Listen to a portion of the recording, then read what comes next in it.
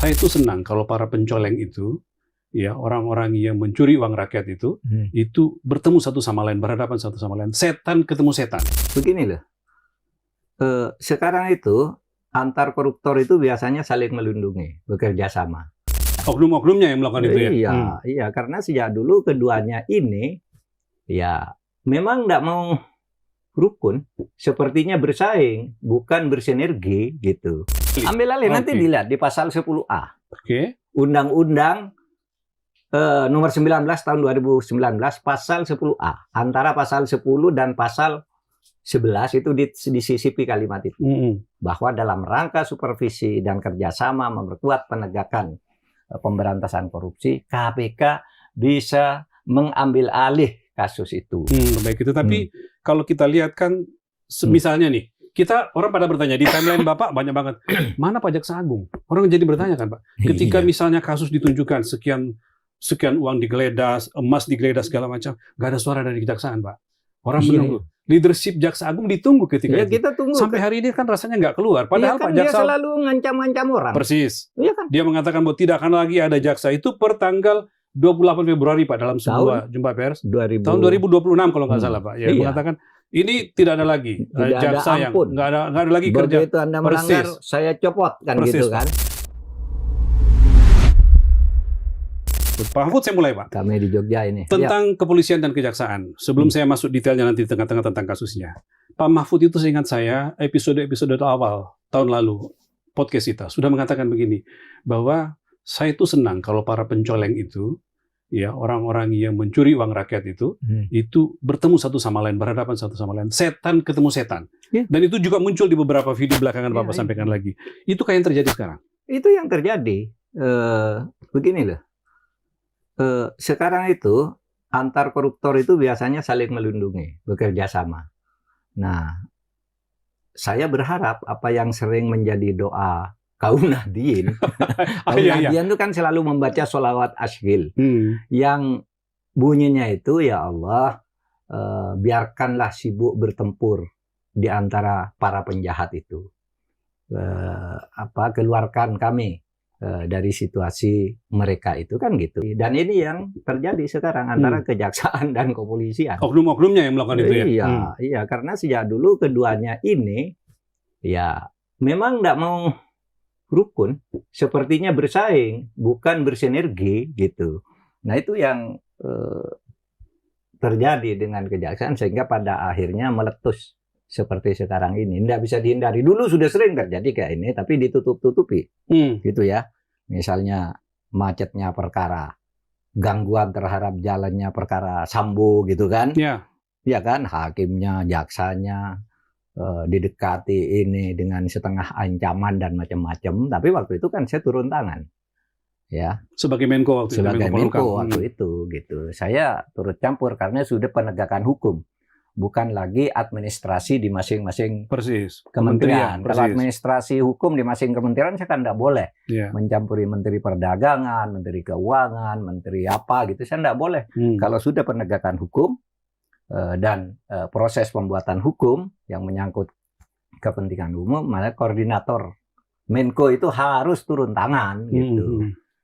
Maka dulu ketika ada orang mengatakan, Pak Mahfud tuh berani enggak orang sipil mengumpulkan jenderal-jenderal, datang semua kan, dan sering konferensi pers bersama. Betul. Semua menteri, panglima TNI, Kapolri-nya kan sama waktu itu. Pak Mahfud didampingi panglima, Pak Mahfud didampingi Kapolri waktu itu ya. Semua datang gitu. Tetapi itu dalam momen-momen resmi. Tetapi kalau di dalam rapat terbatas, kalau di tingkat Milko memang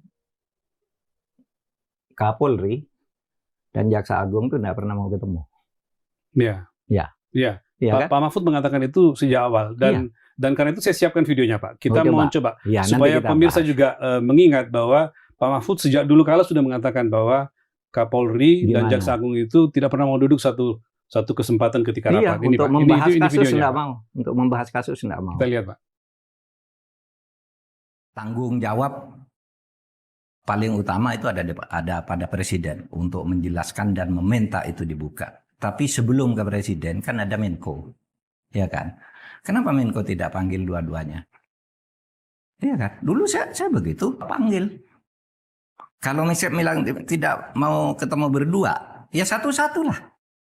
Memang karena memang tidak harus kan, dipertemukan gitu ya kalau enggak. Iya, karena memang sering dalam banyak hal Kapolri dan Jaksa Agung itu tidak mau bertemu di satu forum, kecuali di dalam sidang kabinet. Jadi Pak Mahfud tahu tidak mau ketemu sehingga ya di satu-satu dipanggil. Iya, mereka pasti berbeda kalau membahas satu kasus itu. Keinginannya berbeda sehingga kalau diundang rapat mereka tidak datang. Saling ngintip mungkin. Saling ngintip. Datang apa enggak Jadi gitu. satu datang gitu lalu apa gitu nanti mundur lagi ngutus staf gitu sehingga rapat itu tidak ngambil keputusan di tingkat tinggi. Tapi saya kan tidak terlalu bodoh juga. Kan saya datangi ke kantornya. Oh ya. Meskipun saya Menko, saya datang berkali-kali ke kantor Kejaksaan Agung, saya datang berkali-kali ke kantor Kapolri, gitu ya. Bahwa saya punya pandangan begini sebagai Menko.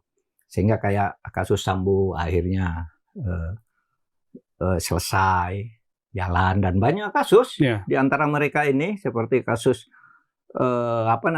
seorang pegawai desa itu dijatuhi hukuman kan, kata Jaksa Agung karena polisi sudah menyatakan lengkap, kata polisi karena kejaksaan minta gitu, lalu akhirnya saling menghindar loh.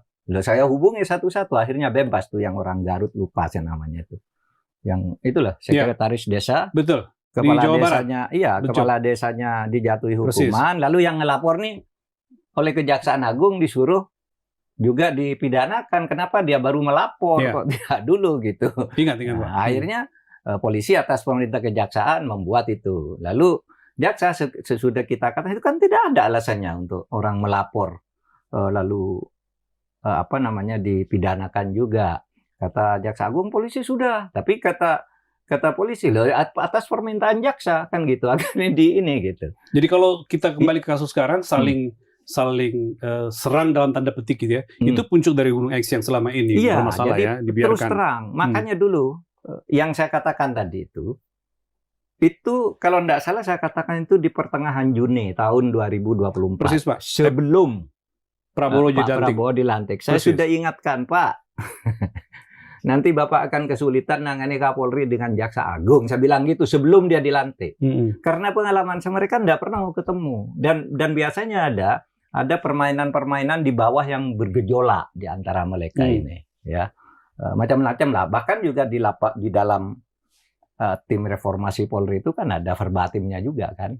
Orang melapor misalnya kejaksaan itu kalau bagaimana kami, kata polisinya, bagaimana kami bisa bekerja dengan baik, tidak lama untuk sampai, karena kalau sudah ke kejaksaan itu, dia lama-lama kan, dibilang kami perlu uang lelah lah, uang lembur lah, gitu ada laporan masyarakat, laporan masyarakat, bahkan laporan Polri sendiri kan, itu tercatat.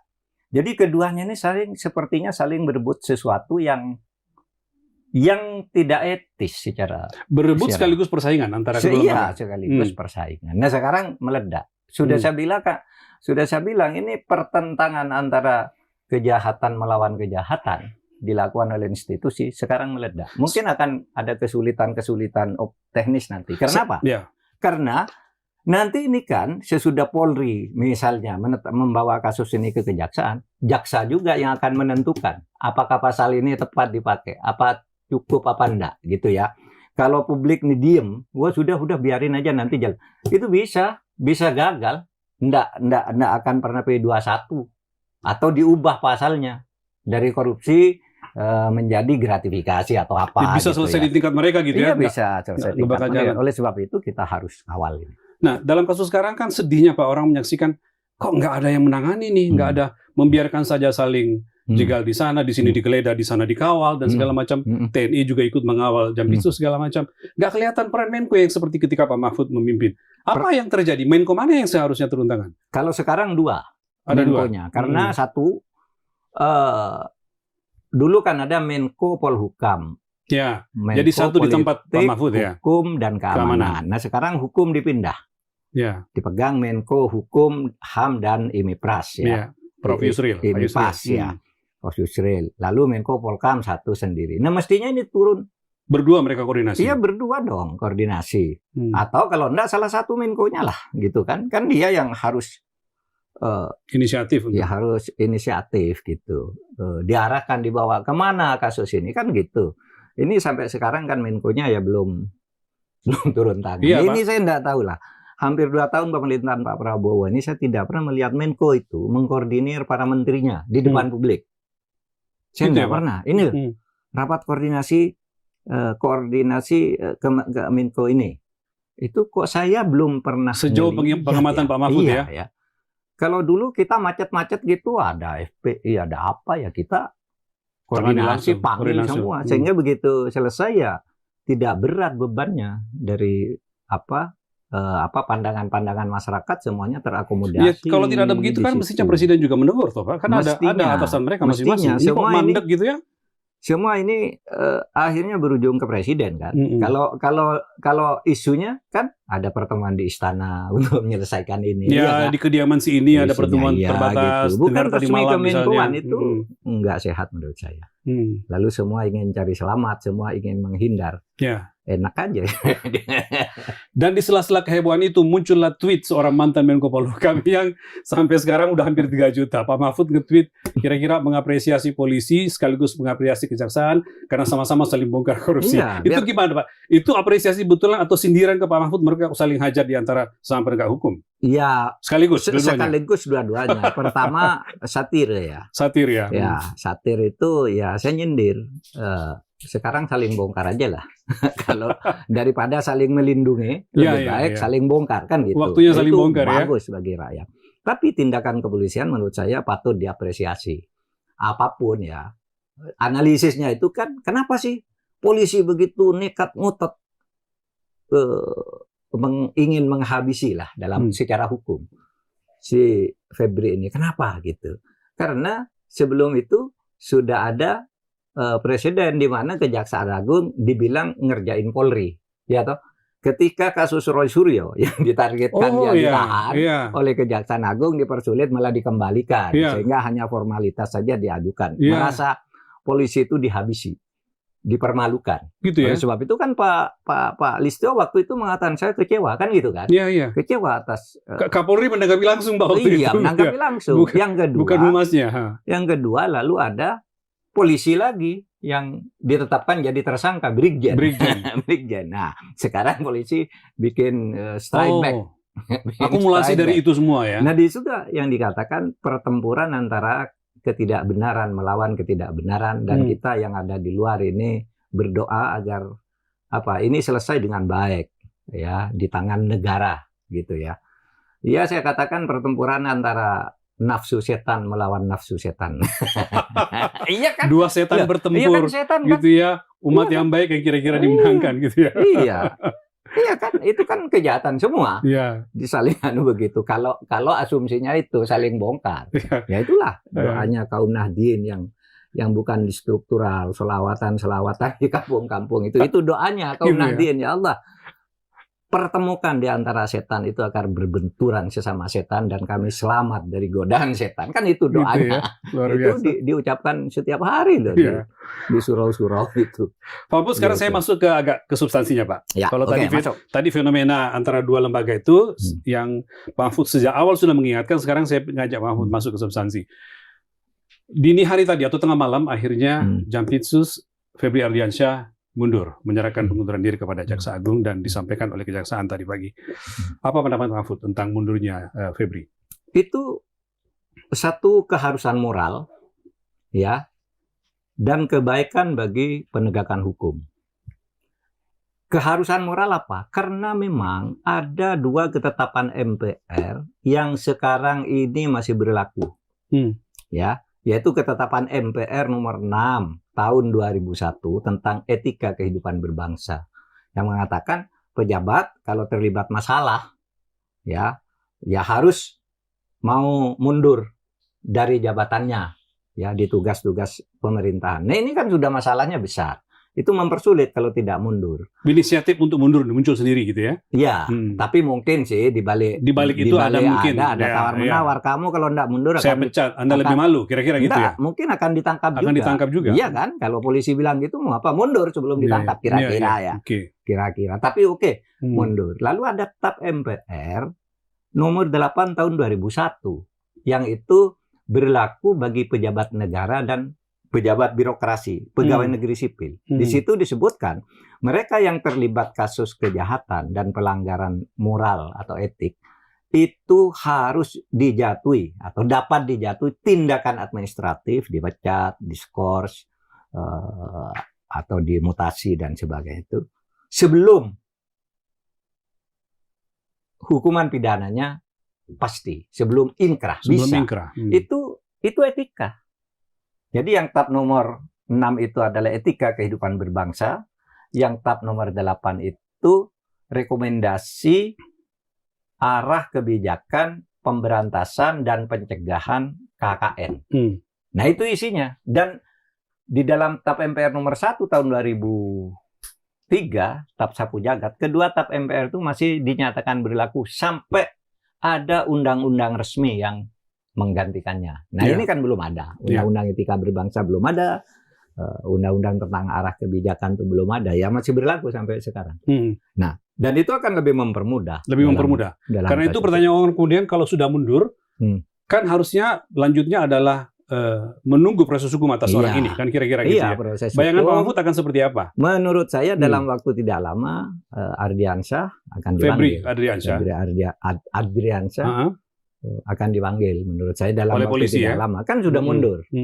Untuk keperluan etis antar institusi tidak boleh bukan tidak boleh ya, etis. Secara etis tidak etis kalau menangkap atau memanggil atau memeriksa dalam kasus pejabat di institusi lain. Maka mundur dulu kan. Nah, kalau sudah begitu kan bisa. Jadi, itu sesuai dengan TAP MPR. Jadi agak mirip dengan kepala BKN waktu itu ya. Iya. Mundur dulu dalam tanda entah diminta mundur, setelah itu dijemput subuh-subuh dijemput di rumahnya.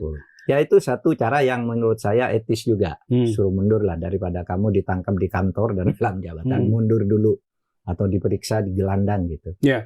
Ya, kemudian karena orang pengen tahu kok sampai sekarang sudah 3 kali 24 jam ada barbuk, ada barang bukti, temuan yang sangat besar, ya kan Pak, 74 kg emas, lalu 476 miliar rupiah dalam sebuah rumah ditemukan, tetapi kemudian tidak ada tersangkanya, padahal rumah itu ada gambar Jampitsus dan segala macam. Kan orang jadi tahu, ini kok sekian banyak tapi nggak ada tersangkanya. Public comment, tersangka dulu ya, gini. Kalau sudah diadakan penggeledahan dan pengangkutan barang, itu berarti peristiwa pidana sudah ada. Sudah ada peristiwa pidana sudah cukup 2 alat bukti, bahkan mungkin lebih dari 2 alat bukti sudah punya, sehingga pasti dipertanggungjawabkan. Polisi pasti profesional. Saya tahu polisi profesional untuk itu, nggak main-main gitu. Ini pasti ada udah 2 barang bukti. Tapi untuk menentukan tersangka itu biasanya pelan-pelan. Pokoknya peristiwanya ada, tersangkanya siapa. Tapi ini tersangkanya sih sudah mengarah ya. Kalau tidak ada permainan politik dan saling ancam, tersangkanya udah jelas. Misalnya Febri itu bilang itu memang rumah saya, rumah pribadi saya. Sudah diakuin. Iya. Lalu ada uang sebegitu banyak, ya, uang sebegitu banyak dan emas gitu. Itu pasti ada yang punya. Gitu. Yeah. Kalau dia tidak terlibat kan jelas yang punya ini dokumennya ini dan sebagainya kan. Tapi dia kan sudah ada yang punya, nanti silakan diperiksa kan gitu kan. Cara orang membela diri kalau memang dia sedikit bersih. Kalau ini ya cuma gitu dan nyatanya malamnya terus mengundurkan diri. Jadi hanya peristiwa politik, kesepakatan politik yang bisa menghalangi ketersangkaan dia ini dalam kasus ini kira-kira gitu ya. Iya. Kenapa aku mengatakan kecuali kalau ada peristiwa politik, bisa kesepakatan saja, kan? Di belakang itu. Itu mungkin terjadi ya. Itu mungkin terjadi. Setelanjang ini gitu Pak, setelanjang ini kasusnya. Begini. Di dalam undang-undang KPK yang terakhir sekalipun, yang undang-undang nomor 19 tahun 2019 dikatakan KPK bisa mengambil alih kasus manakala kasus itu berbelit-belit karena intervensi dari pemerintah atau intervensi dari pengadilan, atasan pengadilan, ya, atau intervensi dari legislatif. eksplisit, verbatim itu. Ngambil langsung, ya? Tanpa perlu ada kesepakatan. Ambil alih. Nanti dilihat di pasal 10A. Undang-Undang nomor 19 tahun 2019 pasal 10A. Antara pasal 10 dan pasal 11 itu disisipi kalimat itu. Bahwa dalam rangka supervisi dan kerjasama memperkuat penegakan pemberantasan korupsi, KPK bisa mengambil alih kasus itu. Apa alasannya bisa diambil alih? Antara lain kalau ada intervensi dari kekuatan luar, artinya politik. Itu eksplisit di situ.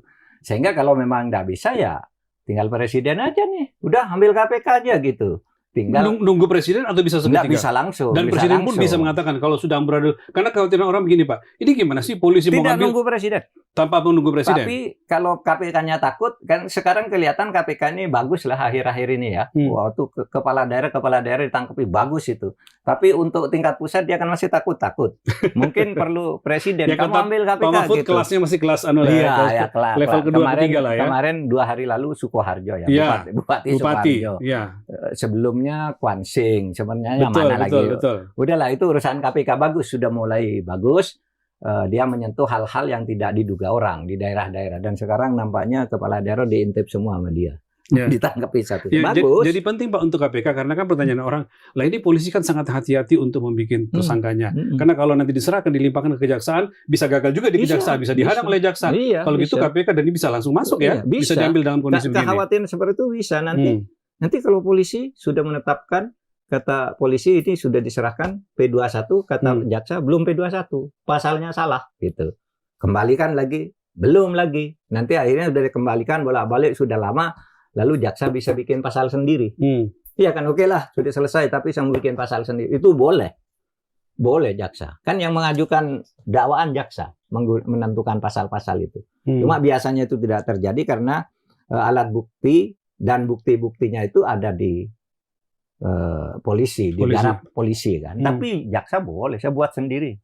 Nah, dan itu bisa terjadi nanti jaksa yang mempersulit ini.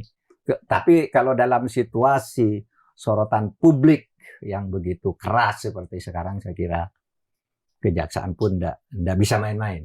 Nggak bisa main-main. Kembali ke soal kemungkinan penetapan tersangka, Pak. Kalau misalnya informasinya yang kita dengar, katakanlah betul hari ini misalnya Pak Febri itu dipanggil oleh polisi, kan sekitar 3 minggu normalnya kan, berarti kan kira-kira Senin, Selasa depan mestinya status tersangka itu sudah ketahuan, sudah muncul ya? Ya mestinya sih. Kalau saya menduga sebenarnya sudah ada, tinggal mengumumkan aja. Dan mungkin untuk timeline-nya menunggu 3 hari ya.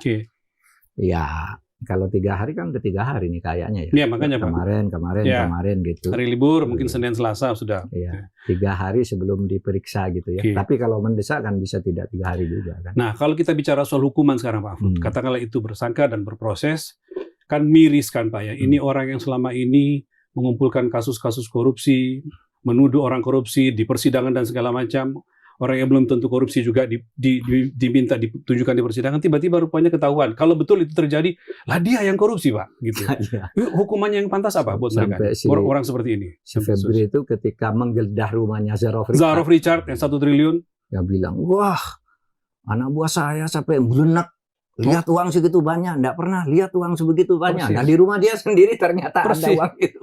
Ketika dia melakukan itu udah terkumpul sekian di rumah. Begitu munafiknya dia. Kan sekurang-kurangnya kalau melihat kan pasti dia melihat uang itu karena ada di rumah dia kan. Masa nggak ngelihat gitu kan. Nah tapi sekarang serius nih hukumannya apa? Menurut saya hukumannya maksimal. Maksimal itu dengan hukuman pidana khusus, bukan pidana biasa. Apa itu? Pidana khusus itu pidana mati. Hukuman mati? Iya. Di dalam kitab undang-undang hukum pidana yang sekarang, hukuman itu tidak ada hukuman mati. Ya, hukuman itu dari hukuman penjara, hukuman tutupan, hukuman kerja sosial, hukuman denda, gitu. Tidak ada hukuman mati. Tapi ada pasal dalam keadaan tertentu ada hukuman khusus, yaitu hukuman mati kalau terjadi hal-hal yang luar biasa. Apa itu?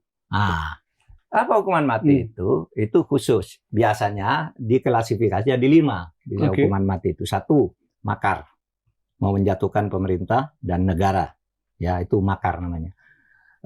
Yang kedua pembunuhan berencana, orang membunuh orang tapi direncanakan, itu masuk. Ketiga, narkoba. Keempat, terorisme. Dan yang kelima, korupsi. Oh, ada korupsi? Korupsi, ada korupsi. Nah, korupsi itu bukan hanya dalam pandangan catatan-catatan akademis, Pak Mati. Itu ada di Undang-Undang nomor 31 tahun 99 yang sudah diperbarui dengan Undang-Undang nomor 20 tahun 2001. Gitu. Nah, di situ memang sudah ada ketentuan di situ bahwa tindak pidana korupsi itu bisa dijatuhi hukuman mati, ya. Tindak pidana korupsi bisa dijatuhi hukuman mati, misalnya kalau dilakukan dalam 4 hal. Oke. Satu, kalau negara dalam keadaan bahaya, kok dia melakukan korupsi, itu ancamannya hukuman mati. Yang kedua, jika terjadi bencana nasional. Oh iya. Bencana nasional, kayak waktu COVID itu. COVID itu kan dinyatakan oleh Presiden dengan sebuah kepres bencana nasional non fisik kan gitu pada waktu non alam. Lalu yang ketiga, pengulangan korupsi. Korupsi lagi. Bisa dihukum mati. Oke. Lalu yang keempat adalah kalau sedang terjadi krisis ekonomi. Nah, dan krisis moneter. Eksplisit verbatim bunyinya. Kita lihat sekarang. Ya. Kan krisis sekarang. Kondisi ekonomi kita lagi. Iya kan? Lagi dan kita ini sedang galak-galaknya memberantas korupsi. Persis. Gitu. Malah dia korupsi dengan gilaan. Dan dulu filosofi kenapa kita membentuk KPK untuk pemberantasan korupsi itu, yaitu memberi hukuman yang lebih berat kepada pejabat penegak hukum yang kemudian melakukan pelanggaran hukum. Ini pejabat penegak hukum melakukan tindak pidana luar biasa. Ada yang mengatakan, Pak, apa korupsi itu termasuk tindak pidana luar biasa? Iya, itu tertulis di dalam undang-undang yang terbaru. Undang-Undang nomor 19 tahun 2019. Ya, itu di penjelasan umum alinea 2. Jelas bunyinya. Korupsi itu bukan tindak pidana biasa. Tapi ini adalah tindak pidana luar biasa. Dulu kan orang bertanya, di mana tempatnya bahwa korupsi itu luar biasa? Di konvensi internasional disebut extraordinary crime. Di hukum kita disebut dengan eksplisitnya, ini memang kejahatan luar biasa. Nanti dilihat aja penjelasan Undang-Undang 19 tahun 2019 alinea kedua. Jelas di situ. Nah, kalau begitu kan hukumannya mati. Ya. Nah, hukuman penjara itu maksimal seumur hidup.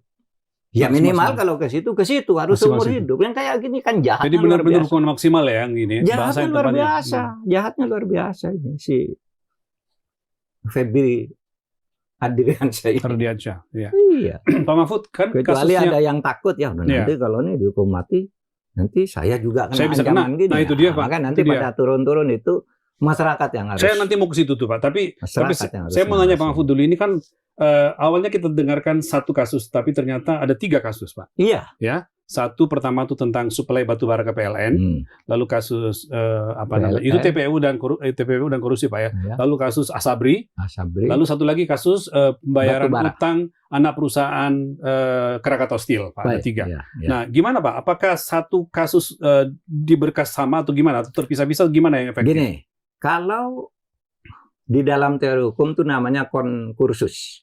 Konkursus itu artinya perbarengan, tindak pidana yang banyak dilakukan oleh satu orang. Nah, ada 2 cara. Menurut KUHP yang terbaru nih, pasal 141 mengatakan itu bisa dijadikan satu paket. Oke. Ya, satu paket. Kalau pelakunya satu, korbannya satu juga. Misalnya apa tadi? PLN. Nah, PLN. Yang satu juga PLN tapi proyek lain. Yang satu PLN proyek lain. Itu disebut tindak pidana atau kejahatan berkelanjutan.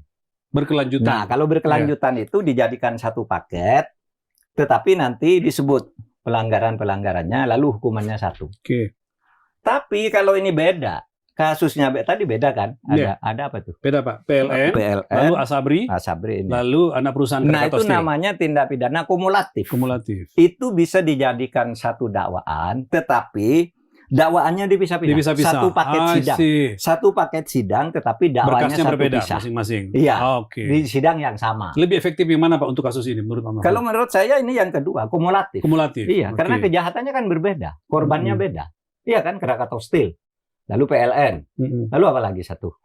Ya, Krakatau Steel, PLN sama Asabri, Pak. Asabri, ya kan? Wah, itu beda-beda, itu kumulatif. Dan hukumannya tepat tuh, hukuman mati itu. Udah luar biasa tuh. Wow. Iya, dan hukuman mati itu ada. Tinggal nanti kan jadi persoalan hukuman mati mana undang-undang. Itu sudah tadi ada. Paling ditafsirkan. Mana undang-undangnya bahwa sekarang ini lagi krisis moneter. Orang merasakan sekarang krisis moneter. Iya kan?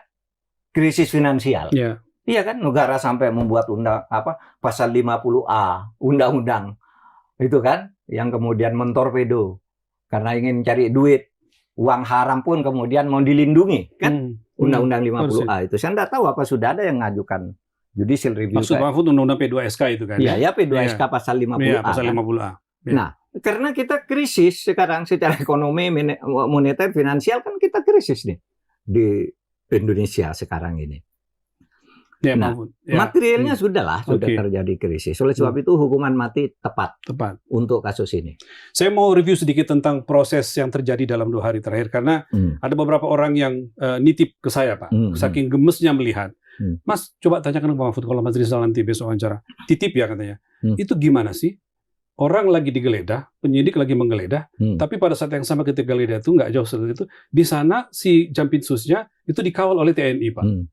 Diamankan oleh TNI. Nggak lama setelah itu kita lihat dalam rekaman katanya ada tentara yang datang ke Polda Metro Jaya. Bukankah itu bagian dari perintangan penyidikan menurut orang yang nitip pertanyaan itu ke Pak Mahfud? Ya bisa saja, bisa saja. Nanti tinggal polisi berani enggak. Nah persoalannya kalau polisi itu kan menghindar-hindar kalau menyangkut TNI. Menyangkut TNI kan menghindar-hindar. Kalau saya jelas dong perintangan tapi itu gitu. Iya, Pak, itu meskipun kemudian dibantah ya. Kemudian kan dibantah oleh TNI itu enggak ada. Coba diluruskan oleh TNI. Meskipun saya mendapat foto daftar foto orang yang datang ke Polda itu ada fotonya dengan bintang beredar. Terus gimana disebut oknum? Ya pasti itu salahnya oknum gitu. Nanti kalau tidak dihindari itu pasti dibilang oknum kan gitu. Karena kalau bukan oknum artinya dinas itu harus istilahnya tuh mission accomplished. Artinya harus datang, harus laporkan berhasil kan gitu kan, atau mati atau berhasil kan gitu kalau bukan oknum. Tapi ini dibiarkan oknum tidak berhasil ya memang tidak kami perintahkan gitu kan. Tetapi bagaimanapun itu membuat kejanggalan. Ya. Apa tercatat sebagai kejanggalan. Pertanyaan berikutnya, apa kepentingan TNI hadir juga di situ Pak? Misalnya mengawal rumah Jampitsus pada saat terjadi penggeledahan, orang ini sedang disidik, tapi apa kepentingan TNI kira-kira muncul juga di situ Pak? Itu pertanyaan kita.